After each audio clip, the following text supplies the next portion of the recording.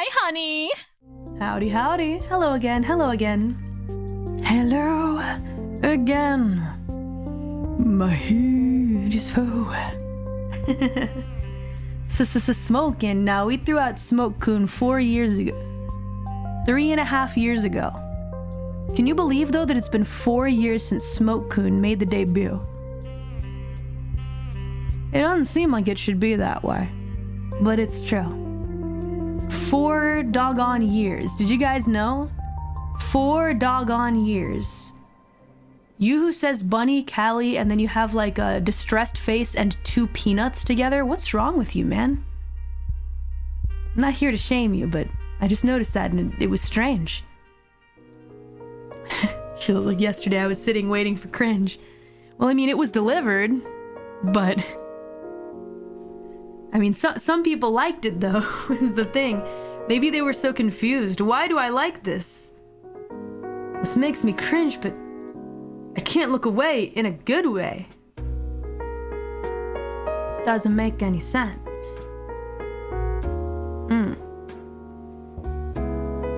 Anyway. I like it. Under the cringe, you got the sweet... Oh, that's right. I banned the word cringe as a meme. I should put it back in there. The meme's done. It's over. It's okay. I like to see how you guys get creative. Whoa, Calli, you the GOAT. Wow, that's nice. Amazing show. Thanks for singing with us. Oh, I was so nervous about it, you guys. I can't even explain. I was so nervous. I was like checking the audio a million times and everything was still kind of like not leveled, so I was really trying hard. I was trying hard the other night to kind of mess with things, etc. Yeah. Audio levels, making sure that my head was the same size as everybody.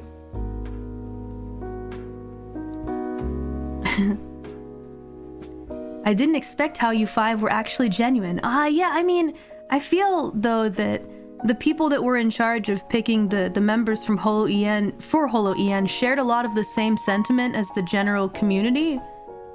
At least that's how I feel. Back in the day, there was like, the team was basically no one. Right? Just a couple people. Back in the day, now there are a gajillion people.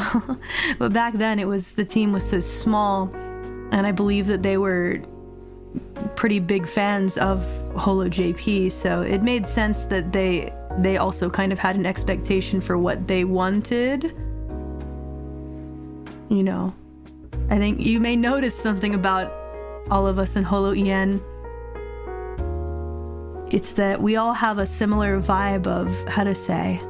I already said this before in the Persona stream, actually, I remember distinctly, but if you want to join us, you have to be a certain way. Does that make any sense? If you're a person that even has like an inkling of this person might be hard to get along with amongst other girls, this person might get into cat fights and stuff like that. This person might get jealous of the others really easily.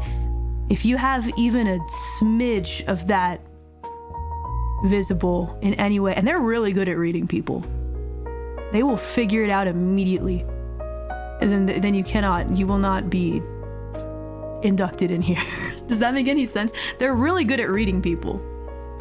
So yeah, they know how to pick them for sure. You know, no cat fights, only street fights. It's a trench war. You know, all of us have become very close for a reason, after all, right? You gotta pass the vibe check. It's a very specific vibe, I think, that they want here. Does that make any sense? Maybe it does. Maybe it doesn't. Maybe it's hard to understand what I'm saying, but there's definitely a specific vibe that they are looking for. It's a bit hard to explain, but no pettiness allowed. You gotta pass the vibe check. That's the main thing. Calli getting ghosted. I don't know, I feel like after a big album release, things always get quiet on the Universal side, and I have to poke them if I want anything. Because we gotta brainstorm about the next thing, right? But even they too need to take a little time to regroup, and we do some assessment, right? And we do some assessment of how things went from the last release and how we can improve.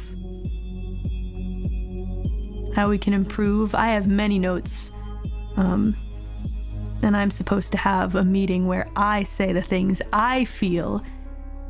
It sounds ominous. It's never them saying, Mori, you didn't sing good enough. It's never that. it's always administrative. Because I feel like something that you gotta remember when you, if you ever by chance maybe get into a label for whatever reason, you do your thing, no matter what, right? You know, a good label will not say to you, you're not good enough. And they typically don't do that. Universal's never said that to me. They've never said you're not good enough or anything like that. They have said to me, we don't have a big hit yet, so what are we gonna do? But they never really imply that it's my fault, if that makes any sense. Usually those meetings are on the administrative side. Hey, why isn't this being promoted properly, etc. You know, it's never because they realize that when you go at the artist like that and be like, your singing isn't good enough, they want to leave. I mean, people signed to labels already make pennies off that stuff, right? They want you to stay, no matter what. You do your artistry. That's why they signed you. After that, it's up to them to push things. If there are problems, you tell them. And other people on your team will also make that known. But we're a team after all, right? We don't get anywhere by pointing fingers and saying, so-and-so messed up this release, so-and-so borked this, etc. You don't get anywhere like that. We're a team. We got to work together to make sure that the Mori reach can be expanded even further. But to be honest, the past release was really successful, so I'm not super worried. It was actually much more successful than Jigok 6, even though Jigok 6 is something I love very much. It was, yeah, much more successful. So for them, right, this time there was an incline, so my heart is at ease right now. As long as it's an incline, as long as the next release is better. I think that when it comes to music, things will always, it's so hard to explain. Even if you feel like you're not very relevant anymore, the number of people listening still tends to increase somehow, which is crazy, right? Even if I feel like, oh man, maybe I'm not doing so good anymore and stuff like that, the numbers that I see, the data they give me does not lie. There is still an incline, so that's good.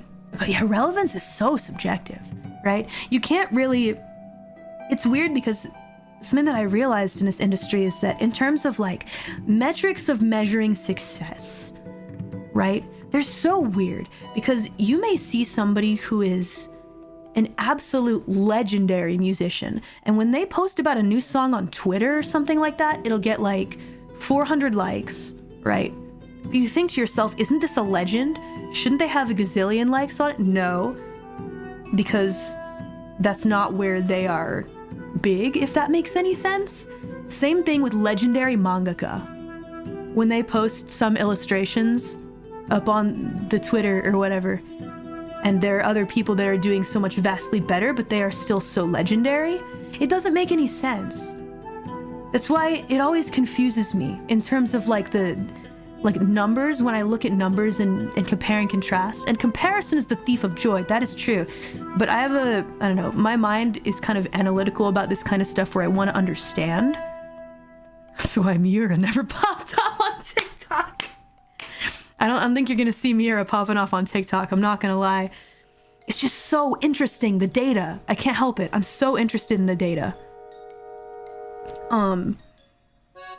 It's just so, I love to analyze it. I don't know. We're supposed to be reading super chats, but I also wanted this to be Zatsudan, so we're chatting as well. But yeah, not everybody uses Twitter, right? Thank God, yeah? But for Holo, it's such a big place to promote our stuff, right? But somebody that is doing so well on YouTube maybe does not get a gazillion likes for everything that they tweet. Somebody who's doing super well on Twitter may not get a ton of views on their YouTube videos or TikTok, etc. It's so interesting. I'm just interested in it, you know? I try not to think too hard about it and in an emotional way, but I think about it a lot, you know? It's Twitter genuinely for creeps. It's just, Twitter is it's become such a base for Holo promotion, right? I wish that we could move away, but this is what we got. I also feel in terms of social media, right? It's like a necessary evil I am a person who prefers to just make music and have fun with my friends and then put out the music and then go away, but like read your comments, right? I want to see what the fans have to say and new people that are discovering me and what they think, you know, what they want to see me do more of, what they want to see me do less of, etc. I like reading that stuff, but no, Tumblr is not where I'm most comfortable. Absolutely not. And maybe a young me. Kids grew up on Twitter. Help. Oh yeah. I remember high school on Twitter. Bad times. There are some fun memes though, but it's like you take the good with the bad, right? That's any place on the internet. Nah, they grew up on MySpace. Depends how old you are, right? Anyway, what I wish I could do is I wish that I could just stick to YouTube. You know, YouTube can also be a cesspit in some places, but again, if you change the algorithm to be in your favor, show you only the things that you want to see, etc. You know, or maybe not only just things that you want to see, but things that are constructive, right? Then you can make it work for you. I'd prefer to just keep that and not have to worry about all this other stuff, but it's just such an important part of business. You fall behind if you don't try and push yourself a little bit further on those places. That's what staff is for, true. Yeah, having them earn their pay by making your posts on TikTok. Yeah, I don't post anything to TikTok. I don't post anything there. I have staff take care of it. I just don't really want it on my phone. I don't want it. I like YouTube Shorts. I have a really cute YouTube short ready for anniversary, by the way. Noah Q animated it. I know you guys are gonna love it. You have a TikTok? I do. And you know what?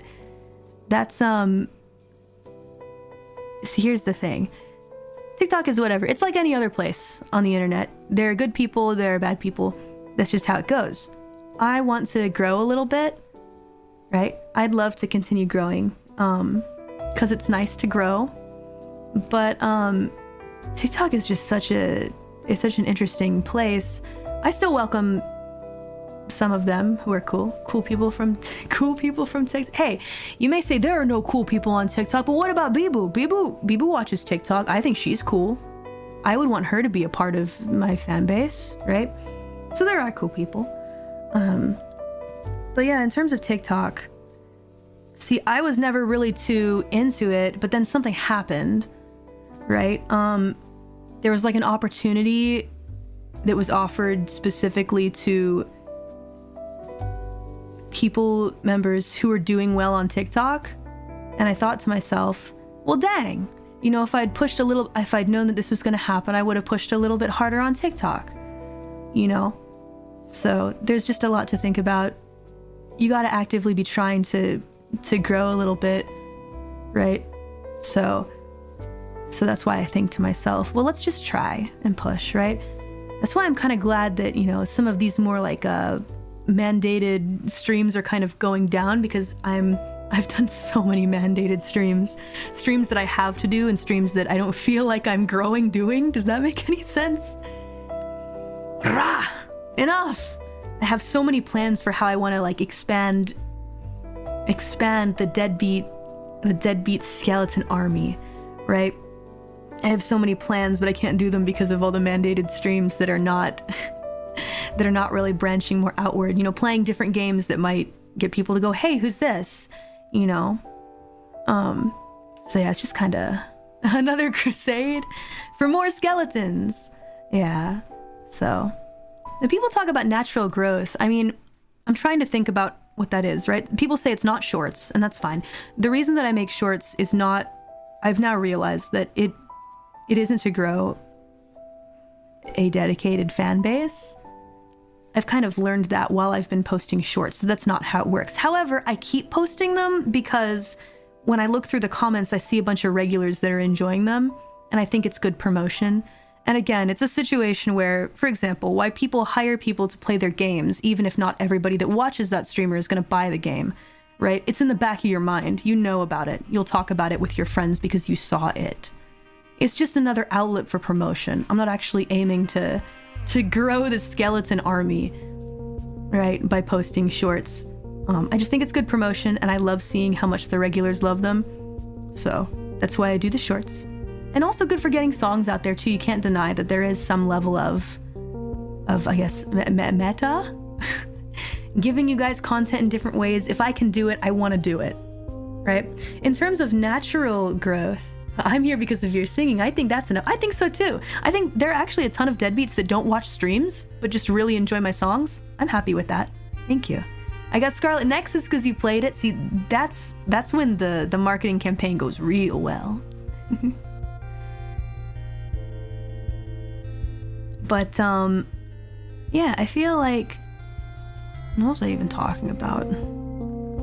Yeah, I think shorts are pretty good for music, for sure. But when people talk about more natural growth, I've been really kind of racking my brain to figure out what is that? Because people don't just magically become your fan, right? 4 years being in the game, I realized this. They don't just come out of nowhere, right? But for example, when I played Armored Core, I felt like we got a ton of new people. That was cool, you know? Also, I wonder, some people probably get kind of scared about talks of growth and stuff like that. It's not that serious. It's really not that serious. It's just something that I think about, you know, as a creator. I like being honest with you guys. I let you guys know what's going on in my head. Just know that it's not like hurting me or anything like that. I'm an analytical person. So what about more compilations of streams? Not just clips, but like summaries of the stream. I've also thought about that. I've seen some of my friends doing that, right? That could be cool. Bye-bye, human. Bye-bye. Ending making time. Bye-bye.